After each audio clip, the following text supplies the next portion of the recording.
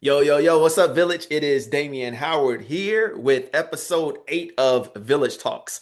As I told you all in the last episode, 8 is a significant number because it represents new beginnings.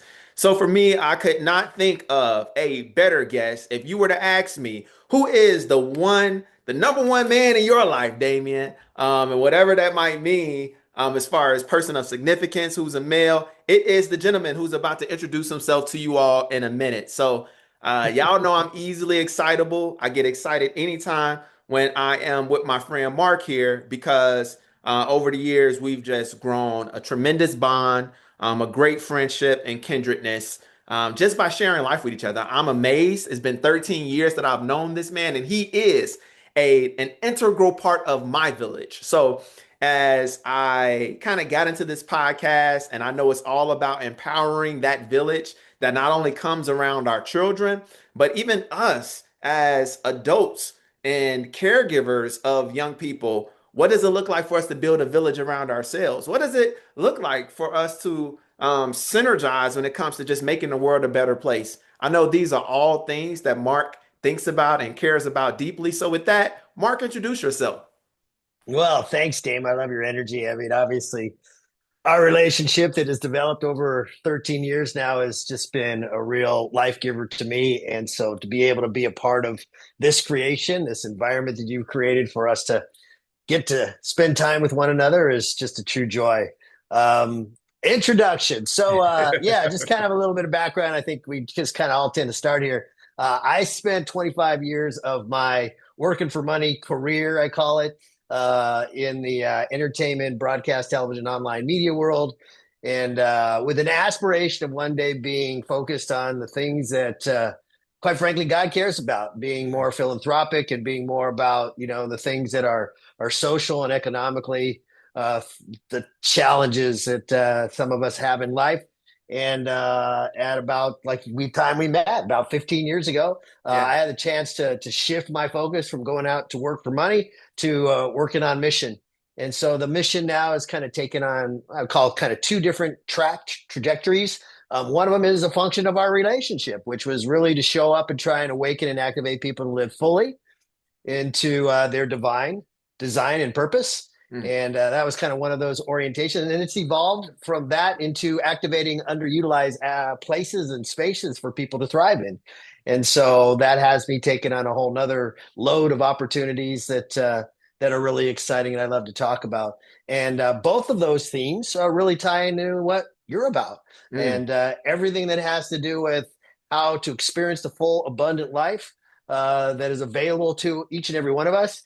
It takes a village, and it takes the ability to be surround yourself with and create the environments where the right people want to show up and just help you be better each and every day. So there you have it for my introduction.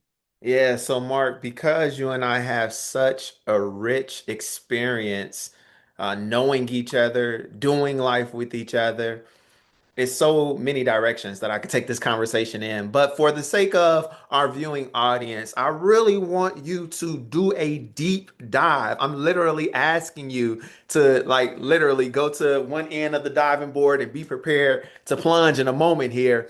A deep dive into conversation concerning what's going on in North Chicago. I would love for you to paint that picture, help us to understand in light of who you are, how you show up, just kind of what's like at the core of your heart palpitation in this season of your life. Why are you even engaged in North Chicago? It seems like with what you've told us, maybe you could have taken an alternative path. Maybe you could have decided to invest your time differently, but geographically, there is a space that needs a lot of love, a lot of care, and support, and you're showing up in a unique way. Talk to us about that. Yeah, well, I think, like every journey of life, we take twists and turns, different directions based on people and opportunities that are presented to us, bring ourselves fully to something that moves us. Mm. And just so happens about 5 years ago, a very close friend of mine who Paul Hawkinson, was moved to take his investment banking gifts, his experience, and say, I've been making a lot of people who already have a lot of money help make them more money and help them change their lives. how about I take all of those skills and help people who live in more disinvested in environments, and show up for them and see if we can actually change their circumstances. And I was, enthused by his enthusiasm for what he felt he was being called to. And I said, well, how can I, as your friend, help you? And he said, well, I don't know all the answers to that question, except for in order to kind of get going, we need to formulate some kind of, entity. This happened in case be a nonprofit, to go in and try and do work and just kind of open our hands up to what might present itself. So I said, okay, I'm on board. And quite frankly, I was on board because it was him.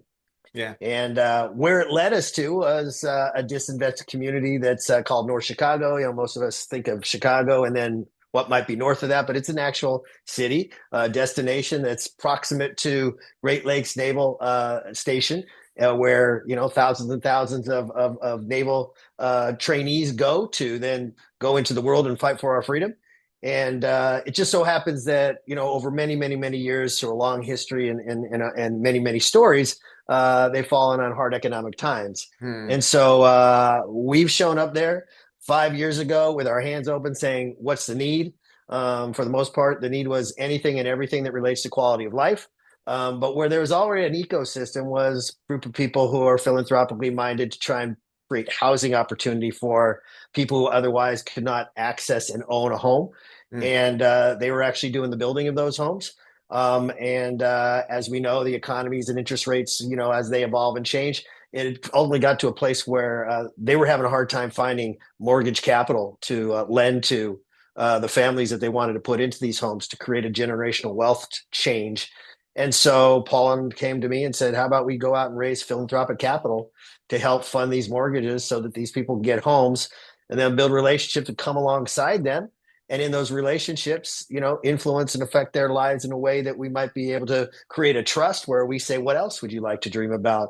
What Hmm. else might we be able to help do for you? And so that's kind of the path, and what it's been on. It's evolved into many, many different opportunities and very different projects. But the overriding message that I was kind of reinforcing is really ties into what you're about and what this podcast is all about, Yeah. is that we just want to show up consistently as adults who've been given much, and be in relationship with people who just like us want nothing more than better for our families and better for our children. Hmm. And when you show up with a heart that's oriented toward that, then you find that you can find yourself wanting to be in it. And that's how we got into it. And I really show up. My passion is for mentoring, and bringing, the all of who I am to come alongside people, what they're about, what they're trying to accomplish, and see what I can bring with my talents, time, and sometimes my treasure to help them accomplish whatever that might be. So that's what we're doing there. Wow. And like I said, it continues to evolve because the doing there involves creating a quality of life that doesn't exist relative to other communities, that then requires a lot of different, relationships and types of approaches to creating community, development and bringing an economy to a city that lost its economy. And like I said, just kind of bringing that overall quality of life to people who don't have one. It's so amazing now being on episode 8 and really asking our guests to get into storytelling mode and bring us into your life's work by way of story. And to hear this narrative of an existing entity already having capacity and wherewithal to create these homes, but then having an issue when it comes to the financing and finding capital to support the work, and for you and Paul to come and say, hey, this is the part of the village concept that we can occupy, the part that we can play. It's just so fascinating. And then for you to further come on board and say, okay, it's not just about helping you to get this home, but what other dreams or aspirations might you all have? And how can we be mentors or a support system as a part of your village now to help with that as well? So, Mark, I want you to get into one of those stories, right? Help us, put us into the help us to understand, like, this is family A. Whatever, I mean, you can use the last name of the family. You could talk about, the dad in the family. because I know at least one or two of those stories, but whatever comes top of mind, beyond a home, what are some other ways that you all have come alongside some of these folks in North Chicago? Yeah, well, I love, again, the opportunity to tell stories and kind of anchor them around, kind of an underpinning construct. So let's put the underpinning and then we'll go into the story. Yeah. So first of all, the name of our organization, our nonprofit is called Transform Capital. I think most people think when you hear the word capital, they think of the financial realm of capital. Mm. We approach capital from a completely different perspective. We look at it first and foremost from human capital perspective. What kind of human capital can show up for other humans, right? To help them achieve the things that they're desiring to achieve when they might not have access. So access might be a network, right? We have just like all of us. So now let's say I have the opportunity to now get funded for a mortgage on a home that I couldn't go out and get through a commercial bank. And now what else am I dreaming about? Well, now I need to generate more income to be able to pay the mortgage so that I can do that. And then I want my kids to go to great schools and I want to be involved in activities, and all these things involve finances. And to say, how can you take human capital Mm. and help address that problem? And so here's an exact example of that. We have one of our families, the husband of that family, I call it a gig economy operator. He's got about 3 different jobs that he works self-employed to make a living. So one of those is he and his sons go out and do DJing for weddings and for parties and those kinds of things. Another thing that he and his sons do is they do car detailing. So they detail cars and they do all of that. And another thing that they do is they own a fleet, a small fleet of cars that they rent out for people to drive. Mhm. And they use the online platforms that are available for them to obviously bring in potential customers. So these people are very, very busy running their business and running their lives. And like all of us, they say those lives live off the ability to get customers to those various different businesses. Well, we're humans, and all humans have relationships. And in those relationships, we have people who have needs for cars that need to be detailed, cars that need to be rented, and potentially weddings that need to have a DJ show up and spin records. Mhm. And so, what can we do is we can let our relationships people know that we have these relationships and we are coming alongside. And we're looking for anybody. Anytime you have a need, here's where you potentially get that need served. And we were able to tell the story of the individuals and the people. And I'm somewhat not saying all of their names and Oh all the yeah. places or Oh yeah, whatever, for sure. because it's like right. It's just kind of like people have different feelings about how people Yeah. show up to help them. Understood. Understood. But this is exactly what we do. And in Transform Capital, our role is to obviously be able to say, well, how might be able to fund a something that somebody has a need for? But that's not our first go-to. Our first go-to is always Mm. human capital. And humans have time, talent, and some of them have treasure. And if they don't have the treasure or the finances, they always have gifts and talents if they're giving from the heart to show up for this. So there's a perfect example. Another one is one of our clients has a pest control business. He now has a mortgage. He has 2 kids. They now live in the community. And so, right, he wants to grow his pest control business. We need pest control at our house. We live 15 minutes, 20 minutes down the road from where he is. How about he come do our pest control? Same thing we share with others, that opportunity. And on top of that, then we come along with what are the other dreams? And some Yeah. of those dreams are very big. I wish my community had more recreational space for my children after school at 3 o'clock to go play, because I'm burdened with having to go out there and earn an income. And my wife is also working. So you have 2 working parents. And my biggest concern is after school, my kids don't have, direction. They don't have mentors. They don't have people who are coming alongside. How do we create spaces for them? And so that's that bigger vision that I was talking about. How can we create bigger spaces for the youth of the community whose parents are overburdened out there earning a living, maybe having 3 different gigs to do Yeah. that, Hmm. and want to make sure that their kids are growing and being thriving in that community? How can we create spaces for that to happen? Bring mentorship in, just right alongside with what you're about, Yeah. inviting people to be trained up as mentors, coming in and helping do that. And so that's something we're working on. We're finding that spaces that offer recreation, spaces that offer sport and play are something that the community has greater need for, especially where coaches and mentors are showing up not just watching them play the game, but helping raise them up to become fully functioning, self sustaining adults. And so that's a big part of our heart for what we're doing there, which again, I know that's what your heart is all about and your village is all about. So there you go. You know what's amazing? I mean, let me say it this way. Recently, I've had several friends to like strongly encourage me, Damien, where it is you are, what you're trying to do, you need to take up the game of golf. You need to start golfing. And I will say this, I still haven't, went and got any golf clubs. I still even haven't gone to the range and, hit balls with these guys because Yeah. I don't have that desire. And I just don't. However, I will say with them even, exposing me to the concept and the possibility of what's possible, through the game of golf, it is building some type of intrigue, right? And what's interesting, Mark, is I know you well enough that the game of soccer is something that creates intrigue for you and has for a Mhm. while. And I don't necessarily know about a lot of folks from North Chicago if that's already a desire of theirs or something that, a game that a lot of the young people or young adults are already kind of engaged with. But it's so fascinating that you, as a member of the village, kind of are listening in and you hear a lot of folks talking about recreation and having a space and mentorship by way of coaching.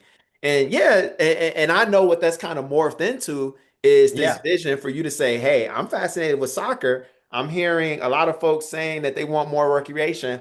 What might we be able to do as far as having a big dream for something new in North Chicago? So talk to us about that big dream. Yeah, well, I mean, again, anchoring it, right? The Yeah. anchor of the big dream is to create place-based engagement spaces Mm, for the community to come together for shared experiences. So, how do you get people out from right in front of their computer, in front of their TV at the end of a busy workday when you're exhausted, and get them out into the community? mm, Well, how about creating spaces that through a shared community experiences, obviously those experiences have to be programmed there, could be, a new vibrant, right, town center, let's just say, for people to want to come out of their homes and gather and build mm, relationship and build connectivity. Well, in the community that we're working in, that space doesn't exist. There are a lot of right communities where, given just whatever is required from a tax base relative to the basic needs of that community, where there's just not enough for that to get created and that get built. So we are just again a catalyst for trying to identify human capital that might want to show up for creating that place-based space in North Chicago. And so our work has been about trying to acquire a piece of land to develop this place-based space.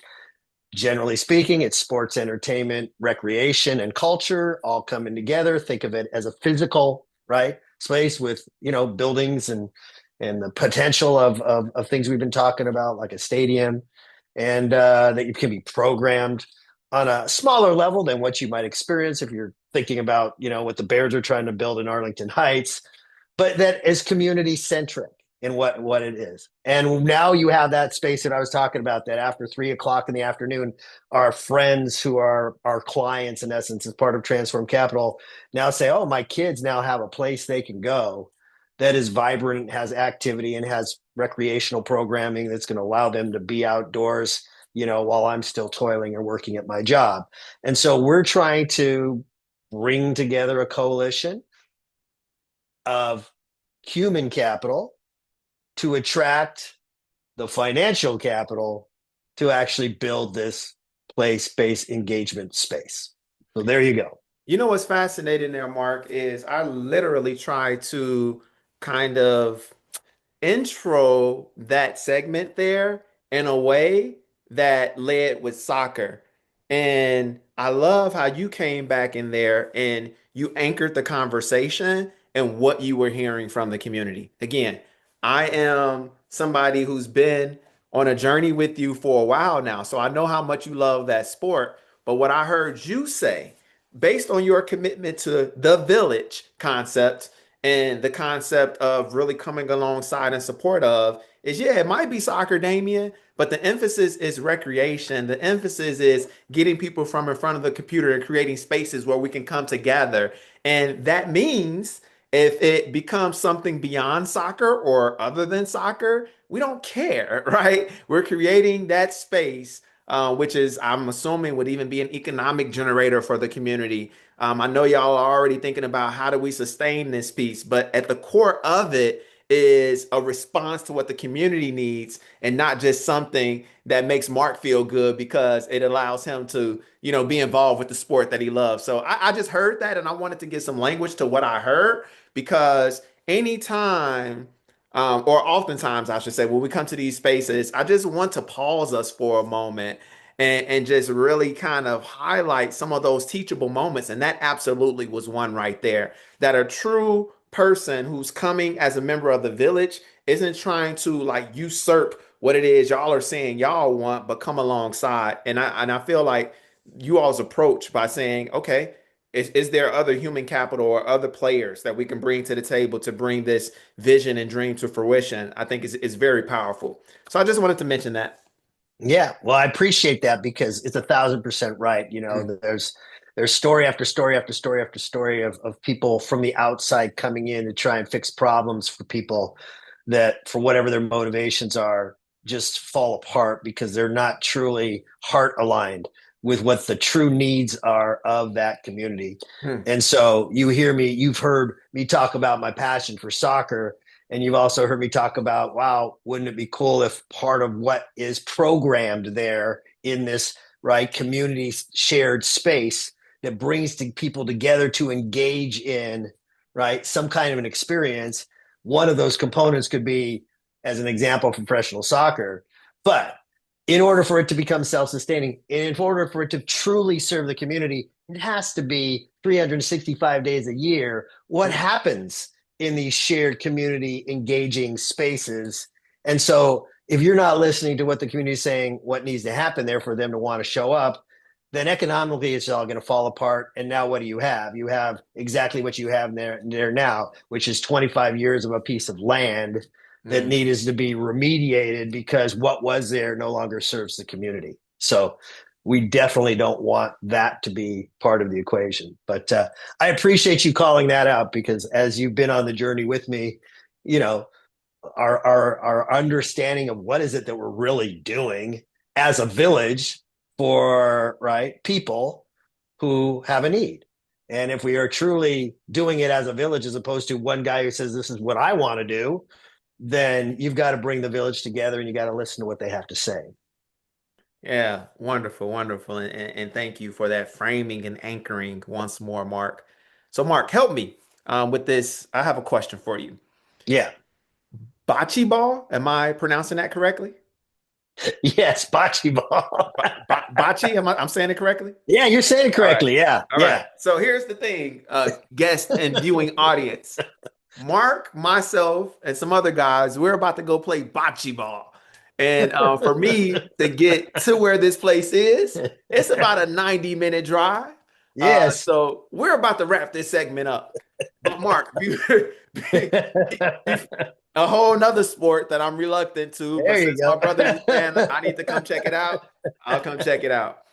But Mark, here's the concluding thought that I'm asking you, or framing for the concluding thought that I would love for you to give for us, offer up for us. Mark, I love to give the guest this magic wand.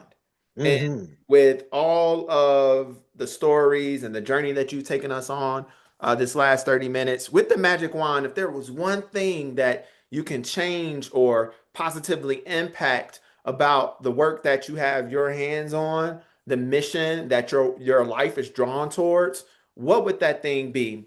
And as you speak of that or afterwards, whatever just kind of concluding tidbits of information, counsel, thoughts that you have, leaving this space, Mark, go ahead and offer that, and then we'll land this plane. Well, I gave a lot of thought before we came into this conversation about how do I think about, the idea of the village. Mm, And as I was thinking about it, I thinking at it as it's kind of really three key components. It's the people, and then we're talking about the places, and then the pathways that we create for those people in those places to improve their lives. mm, And so my dream is really around, more people showing up for that because I think that, when we look at social ills in the world, when you have trusted adults who bring their full heart to the desire for a greater experience of life for others, now you have people who can now align and become a force for changing lives. mm. And it really is what you're about. It's consistent, trusted adult people over time coming alongside people as coaches and mentors, neighbors, educators to actually, right, create pathways of opportunity for other people. Wait, Mark, it And looked like you stole something from my lexicon on mentorship. yeah, You stealing my baby. stuff, Mark? Yeah, baby, I'm stealing your stuff because this is our alignment, right? When you align with people in Yes, terms of sir. their heart, what you can do when you align with people who share your heart, right, Yeah. is what's the word we've used before? It's ineffable. In other words, you can't Ineffable. really Ineffable. describe it. And Yeah. but when you've seen it, when you've been exposed to it, you go, "Wow, how about more of that?" Right? And what Mm, would it take for there to be more of that? And all I can come back to is, you know, people who are willing and available, right, to show up as that mm, a trusted adult to come alongside other people and create pathways of opportunity for them. And to me, there's nothing more joyful than to be able to do that. I know we all have different time constraints. I always know I have all different gifts and talents. But at the end of the day, somebody helped us and opened up opportunities for us to get to where we are. I think the natural expectation should be that the pay it forward and give it to somebody else should be an expectation of us as humanity. There mm. you go. And it's so interesting, and I'm going to sprinkle this piece on Mark because I have submitted at first reluctantly to mentorship with you for, like I said, 13 years here, and I know that that mentorship journey and the creation of those pathways doesn't always feel good. It doesn't always feel comfortable. It isn't always like nice and fuzzy, and I think that's just a piece of realism to also call out, right? That like when you're really truly loving on folks, and showing up in a way that offers the love, care, and concern, that might not always feel good to them, that it doesn't always feel comfortable or more ease, right? Because there's a process of breaking from in order to recreate and regenerate into something totally different. And that process just, I don't know, bro, like it ain't always nice and cozy on either end. I'm sure even with you and I's relationship, there's been times of friction. It's just like, I said this to Damien and I had to say it again. Then the third time, maybe I'm going to scream it at him. And it's like he's still not getting it. But like that commitment to that friction sometimes I think is a reflection of the love that you've had towards me and now the love that you're expressing towards this community.